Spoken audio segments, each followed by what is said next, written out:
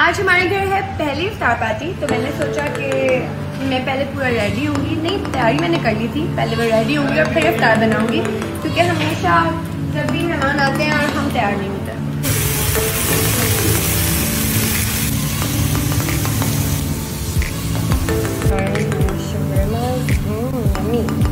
Sauce भी ready है।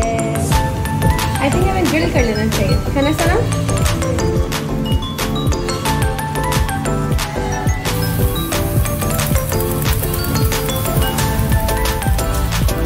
But इसको वो करो, पलट दो, बिल्कुल ग्रिल हो गया, प्रेस है।